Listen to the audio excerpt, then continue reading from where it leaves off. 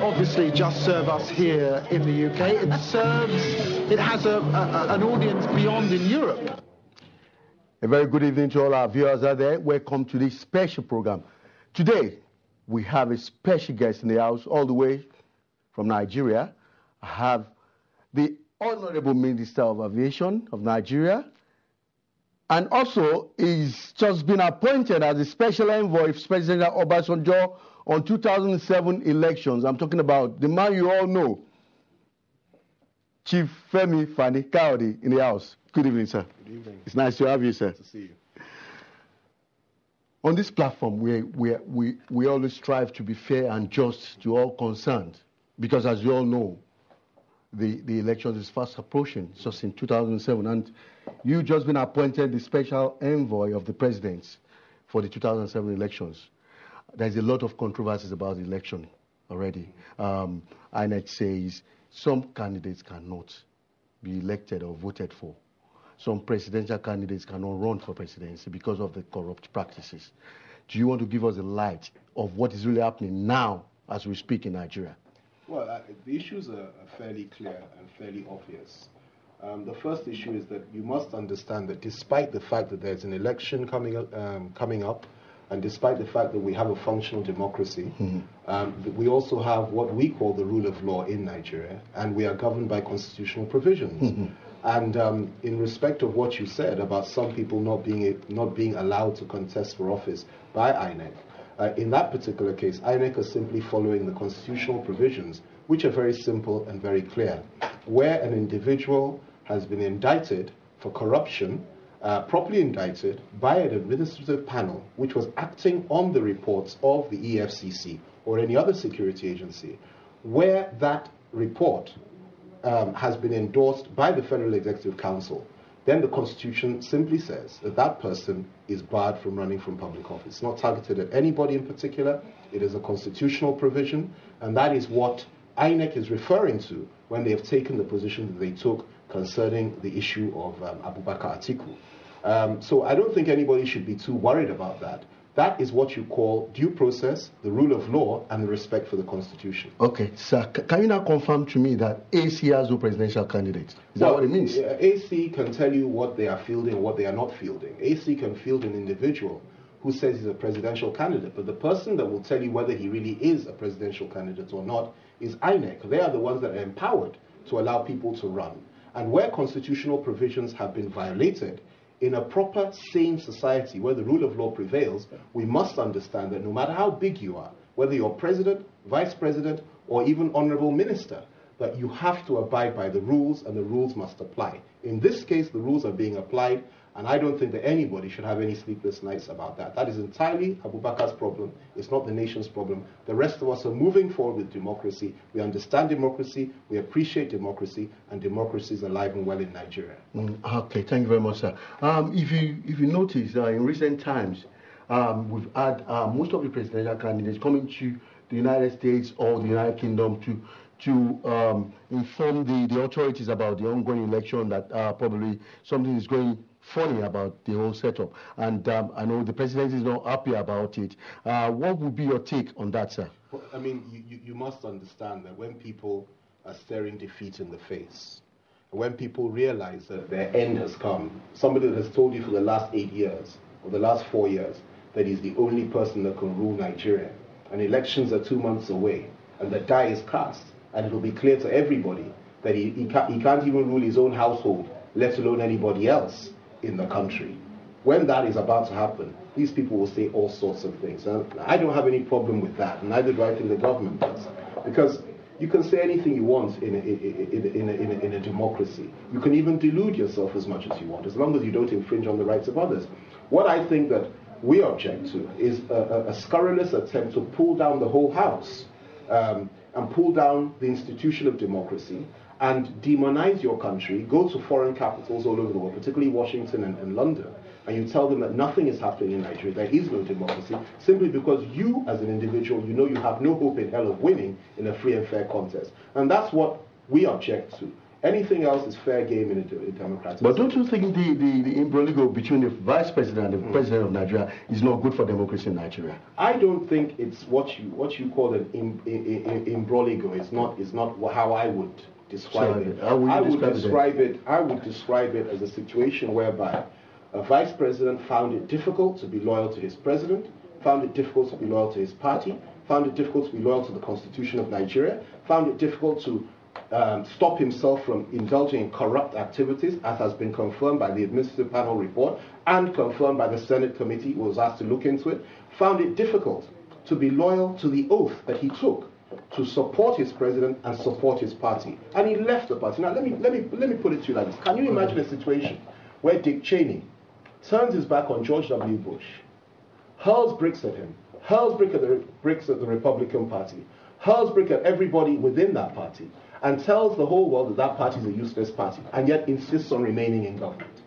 In a normal setting, in a sane setting, somebody that feels strongly about his party, that it's not a good party, and that his president is not a good man, he should resign and fight from outside. But this man insisted on remaining there, hurling bricks at the very people that helped him to achieve his position today. And we think there's something fundamentally flawed about that. And it tells you a lot about his mindset and the type of person that he is. And of course, that's quite apart from the whole aspect and the whole issue of corruption. One thing is clear to the whole world. President Obasanjo finds it very difficult to live with corruption, to sit with corruption, and to indulge in discussions with corrupt people. Okay. And I think that really is the problem. He can't stand it. Okay. And it's not good for us, for you and I as Nigerians, where our vice president is not only corrupt and has been indicted as being corrupt, but goes around the world telling everybody that Nigeria is bad and as rotten as corrupt as he is. And I have a problem with that. Okay. And I think that there are some limits that that should be established in terms of what is good in discourse, particularly international discourse. Okay, before I go to the next question, sir, I need to implore our viewers, please. We will not be able to take calls today because we've got a very short time, a very limited time. If you've got any comments, please email us, programs@bentelevision.com.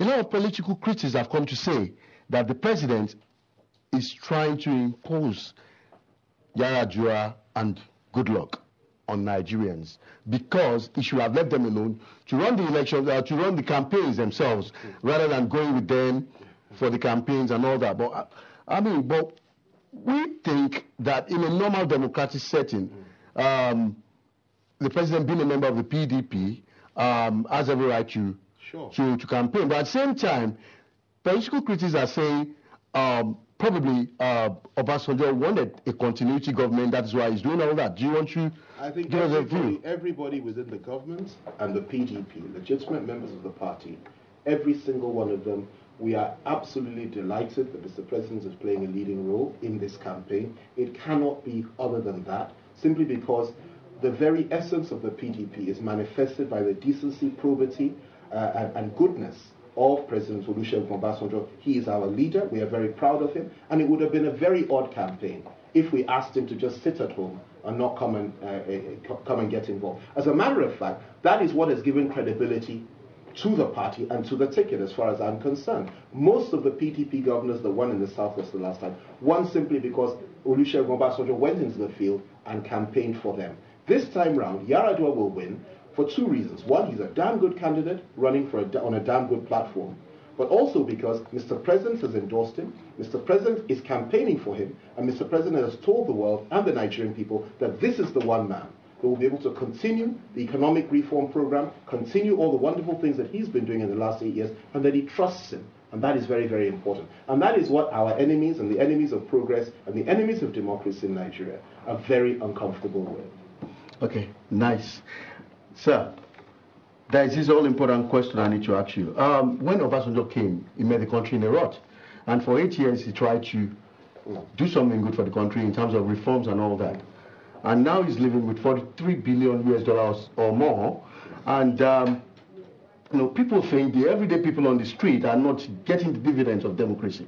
What have you got to say to that? Well, I think they're completely wrong. First of all, the middle class in Nigeria has grown in the last 8 years. We now have a functional middle class. something we hadn't had for almost 20 years. You also have a situation where our naira is appreciating for the first time in about 20 years. You have a situation whereby our economy has been growing over 5%, 5 to 6% in the last 4 or 5 years, which is unprecedented, and it's something we should encourage. You have a situation where we no longer have a foreign debt for Nigeria. The debt has been cancelled, and we've paid off what we need to pay off. That is unprecedented, and we have to thank the government and the president for that. You have a situation where Nigeria is no longer pariah. It is now a first-class citizen in terms of international relations. You have a situation where we're taking a position of leadership once again when it comes to issues of foreign affairs. Nigeria is the big player. Investment is up in the country. Foreign investment, not just in the oil sector, not just in the gas sector, but also in other sectors of the economy. Nigerians are investing, foreigners are investing, and I really think that we have so much to be proud of. In terms of translation to the down to the grassroots level, certainly things are difficult in some respects, but certainly they are better than they used to be. And this is a long road, it's a long journey, but a journey of 1,000 miles starts with one step. We've taken far more than one step in the last 8 years, and I think we have everything to be proud of as Nigerians, because Nigeria is the future, Nigeria is the place to be. And if you look at the way people are investing in our country now, particularly foreigners, you will know that there is great hope for our country. Okay. Before I go to my next question, I would like to ask this question as well. People believe that the Niger Delta issue is like a time bomb. And now that Baba has found the code is going, do you think Jonathan and Yar'Adua can heal that wound that's been there for a very long time? What will we do? What will the present administration do before they leave? Regarding the cases of militants threatening foreign workers to leave? Well, first of all, let me make this clear, that the federal government under President Obasanjo has done so much in the last few years in order to ensure that that place doesn't explode. And the way you measure it is this: what could have happened but hasn't happened. The difficulties of the people in that area are unprecedented and are very, very real. And this president has bent over backwards to ensure that those issues are addressed by a number of things: setting up NDDC, ensuring they get 13% derivation, the oil money, and so many other things that you know about. But the key issue is this. The key issue is this, that as a party, the position that we have taken on the Niger Delta area is one of restraint and one of understanding and one of sensitivity. That position has been enunciated by the president and has been put into practice. It will continue to be so under the next dispensation, providing it's a PDP dispensation. And of course, when President Yar'Adua gets there, I'm sure he will continue the same policy. And we will try to fix the problem, not just a matter of getting up and saying we'll start shooting people. No, but looking at the root cause of the problem, trying to reach out to the people and trying to understand that the problems there are very, very real. Okay, let's go to the aviation industry where you are the head now. In most times in the UK here, we've seen documentaries on Channel 4 News about the Lagos airport, about the rot in the Lagos airport. Now that you're the head of the aviation industry, there's a lot of capitalization going up. There's a lot of good process going on there now. What can you say about the Nigerian aviation industry? Where you got in there? Well, when I got to the aviation sector, I think it's fair to say that it was traumatized. We were in a state of shock simply because we had had, 5 crashes in the space of 1 year. This is probably a terrible world-time record for peacetime anyway. And I think both those working within the sector and the airline operators and everybody was in a state of shock and trauma. But my position was clear. The minute I got there, I told everybody that cared to listen, particularly the stakeholders and the operators, that I am coming in on a strong agenda of ensuring safety and security. And that is precisely what we have done. We do not cut corners anymore. Any airline operator that cuts corners will not function and will not fly in Nigeria. And we've grounded more than any other in the history of Nigeria. We've withdrawn more licenses than any other minister in the history of Nigeria. And I'm very proud of doing that because I met a lot of rot there. Not only that, we've insisted the share capital base of airliners are larger. We've insisted that foreign airliners treat Nigerians with respect and decency. We've insisted that prices are brought down at par with the rest of the international community. We've insisted that they stop spraying our people on Nigerian soil as if they're animals with strange insecticides. We've insisted that foreign airlines should pay taxes. We've insisted that foreign airlines should stop flying illegal routes, which they were doing a lot of. And we've also told our own people that are within the sector, that is Nigerian airline operators, and some of them are the best in the world, regardless of what people may say, that if they want to continue to practice this business in our country, they must ensure the highest level of standard. And they've been doing that. And as a consequence of that, we have won them a record number of